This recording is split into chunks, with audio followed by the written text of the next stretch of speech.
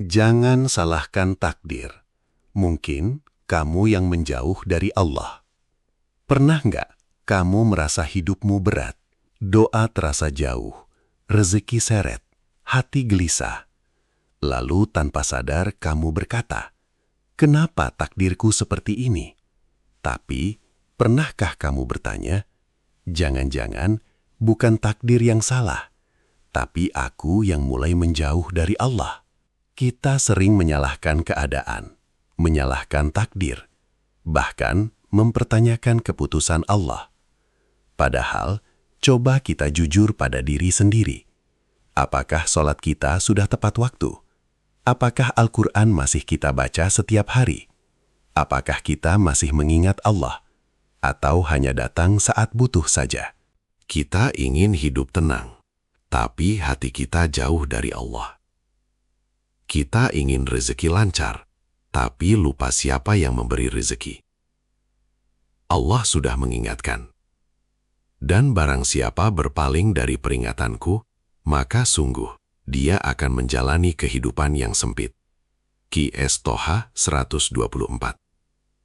Hidup sempit bukan hanya soal uang, tapi hati yang gelisah, pikiran yang penuh beban, hidup yang terasa berat. Bisa jadi, itu bukan karena takdir buruk, tapi karena kita menjauh dari Allah. Rasulullah Shallallahu Alaihi Wasallam bersabda, "Jagalah Allah, niscaya Allah akan menjagamu." HR Tirmidzi. Artinya, kalau kita menjaga hubungan dengan Allah, Allah akan menjaga hidup kita. Tapi kalau kita mulai meninggalkannya, lalu kita bertanya kenapa hidup terasa berat. Bukankah itu sesuatu yang harus kita renungkan? Bayangkan seseorang yang dulu rajin sholat, hatinya tenang, hidupnya terasa ringan.